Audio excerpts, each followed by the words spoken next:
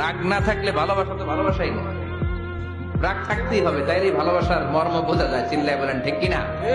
ক্ষুধা না থাকলে খাবারের মর্যাদা বোঝা যায় না। সারাদিন পেট ভরা, খাওয়ার মজা বুঝবেন? ক্ষুধা, প্রচন্ড ক্ষুধা, তৃষ্ণার্ত, লেবুর শরবত পাইলে অমৃতের মতো লাগবে। প্রচন্ড ক্ষুধা, হাজি বিরিয়ানি পাইছেন 1 প্লেট, ইচ্ছে মতো খাবেন, কিন্তু পেট ভর্তি, হাজি বিরিয়ানি খাওয়া যাবে?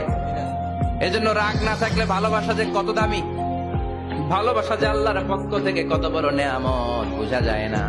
মাঝে মাঝে মা আয়েশা রাগ করতেন, শুনতেছেন? বিশ্ব নেই বলেন, আয়েশা কখন তুমি রাগ করো, কখন তুমি আমারে ভালোবাসো আমি বুঝি। সুবহানাল্লাহ পড়েন। মা আয়েশা বললেন কেমনে বোঝেন? বিশ্ব নেই বললেন, যখন তুমি রাগ করো তখন নামাজের পরে দোয়ার মধ্যে বলো, ও ইব্রাহিম আলাইহিস সালামের আল্লাহ, আপনি আমার উপর দয়া করেন। তার মানে তুমি রাগ করে আছো, আমার নাম নাও নাই। আর যখন আমার উপর